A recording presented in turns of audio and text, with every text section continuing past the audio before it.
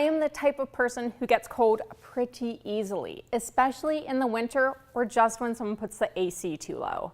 But our frigid temps are nothing compared to the coldest place on Earth. I'm talking about Antarctica. Recently, scientists have made some pretty cool discoveries there. Cool? Get it? Okay, bad joke, but I've got some good science. Most of what you find in Antarctica is ice, ice, and more ice, which might seem kind of boring, but actually this ice can give us a lot of information about our Earth. One discovery is how the ice sheet covering Antarctica is changing over time. You can see in this NASA video that the ice altered quite a bit between 2002 and 2016. The yellow and orange areas show where the ice has melted, while the light blue is where it grew. In this time period, it's estimated that 125 gigatons of ice was lost each year. Now, giga is a prefix meaning billion, so a gigaton is 1 billion tons, and 1 billion tons of water can fill 400,000 Olympic-sized swimming pools. If you add all of that melted ice to the oceans around the world, the sea level rises, causing coastal areas to flood and harming the plants and animals that grow in these special ecosystems. When you think about the ice here, you probably envision icebergs something looking like this, not the cubes in your drinking glass. So here's our next discovery. Yep, it's a real iceberg in Antarctica, and it's really rectangular. Looks fake, huh? The photo was captured by NASA scientist Jeremy Harbeck during an aerial survey of the northern Antarctic peninsula. The surprising shape caught the attention of thousands of people who retweeted the image on Twitter. Here you can see the full shape of the iceberg. It's not a perfect rectangle, but still pretty close. These flyover missions let scientists see changes in the ice up close. But what about hearing the changes?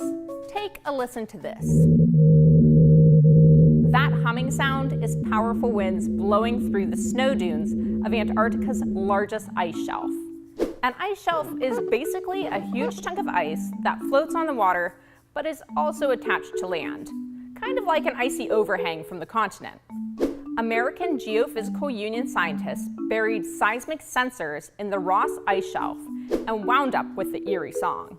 They say the sound is caused by the vibration of the snow on top of the ice shelf when the wind blows through it.